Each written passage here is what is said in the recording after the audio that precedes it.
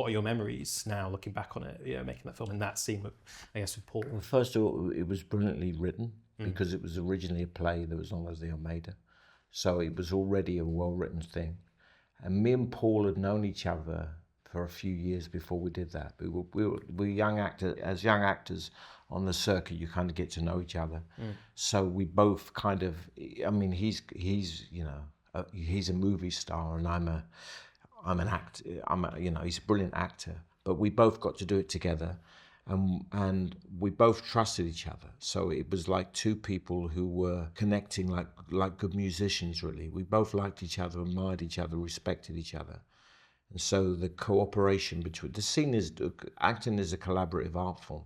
So I was terrified because he was so good, and he was so terrifying because I gave him that authority. It's a symbiotic thing, really, And the trick is, I mean, I grew up in the East End and there's a glamorization of gangsters.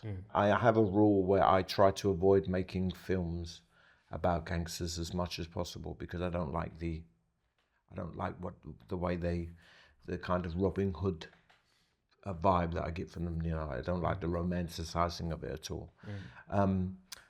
But when I was playing that, I realized that if you're doing a movie called Gangster #1, don't be gangster #2. Be the coward. It's the better part. So when Paul offered me that part, I took it. I wouldn't have been gangster #2. It's a great way of putting it, because that scene, the fear that is in the air, for the audience, coming off of your character and sort of staring in the face of Paul is just extraordinary. And having Paul McGuigan, as I say, the director, when he came on, we talked a lot about that scene, and he said that when you guys, because he was operating the camera, very few people in the room. Yes. It was like, let's keep this small and intimate and as possible. He said you guys were almost sort of trying to, not the opposite of overacting, let's underact, let's make it quiet and intense. Was that your sort of recollection of it? I don't know. I never think about those terms of overacting or underacting because they're self-conscious terms. They're terms where you're observing yourself. I just think acting is about being free. If you're free, then you're not trying to impress the audience. You're not trying to manipulate the audience.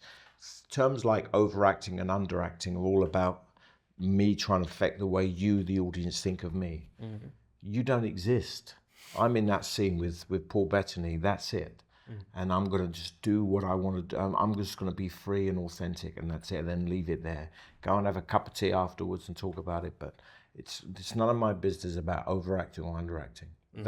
I don't really understand those terms.